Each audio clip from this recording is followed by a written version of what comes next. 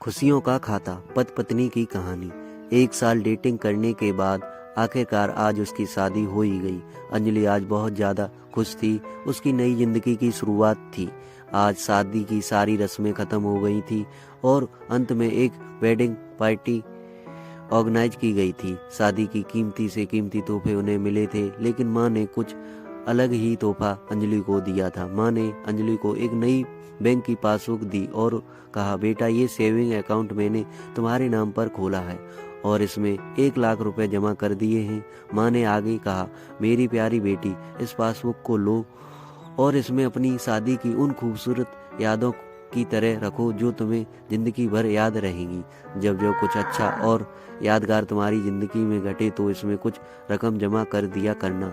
यह रकम किस कारण से जमा कर रही हो वह भी जरूर मेंशन करना। जितनी ज़्यादा खुशी का दिन हो उतने ही पैसे जमा तुम इसमें कर सकती हो।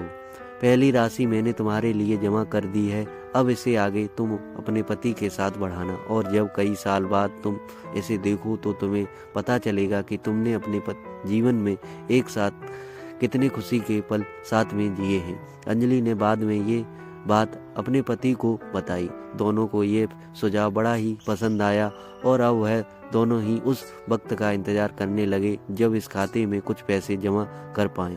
महीने बाद उनकी पासबुक कुछ इस तरह से दिखने लगी। 19 जनवरी 10,000 शादी के बाद पति का पहला बर्थडे मनाया।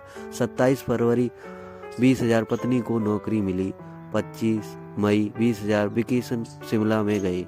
3 जून पत्नी प्रेग्नेंट हुई। 22 जुलाई 40,000 पति को प्रमोशन मिला और ये सिलसिला आगे बढ़ता रहा।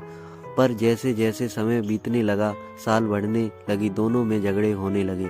छोटी छोटी बात पे अक्सर एक दूसरे के साथ बहस करते, कभी कभी बिना बात के ही झगड़ा करने लगते। धीरे धीरे दोनों के बीच बातें बंद हो गईं।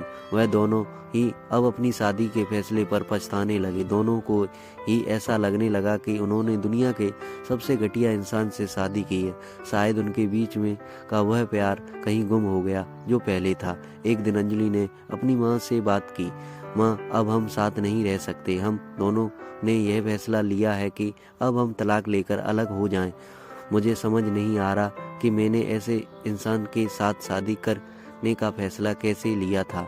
उसकी माँ ने कहा, बिल्कुल इसमें कोई बड़ी बात नहीं है, तुम वही करो जो तुम्हारा दिल कहता है। अगर तुम दोनों ही साथ नहीं रहना चाहते तो अलग होने में कोई भलाई है, लेकिन इससे पहले एक काम करो, तुम्हें वह पासबुक याद होगी जो मैंने तुम्हें तुम्हारी शादी के दिन दी थी। सबसे पहले उस खाते में जमा सारे पैसे निकाल लो और उन्हें खर्च कर डालो। तुम्हें ऐसी कमजोर शादी का कोई रिकॉर्ड नहीं रखना चाहिए। अंजलि ने अपनी माँ की बात से सहमत थी, इसलिए वह वहाँ से सीधे बैंक चली गई और बैंक में लाइन में लग गई ताकि उसे खाते को बंद करवा सके।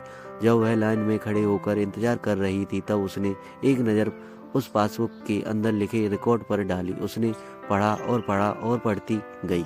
वह सारी खुशियां, आनंद के पल जो उसने अपने पति के साथ जिए थे, सब उसकी आंखों के सामने आ गए और उसकी आंखों में आंसू भी आ गए।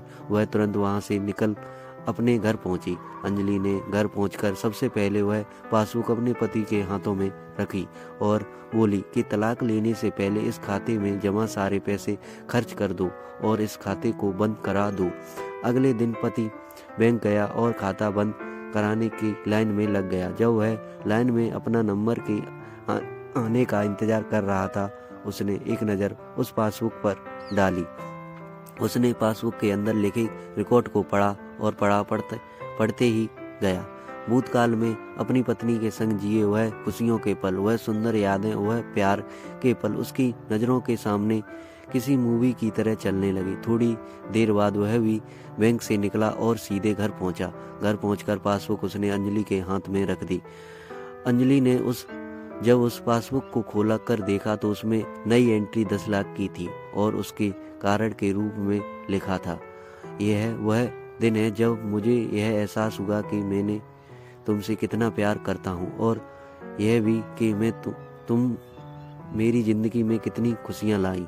वह दोनों एक दूसरे के गले लग गए, खूब रोए और उन्होंने उस पासबुक को संभाल कर तिजोरी में रख दी।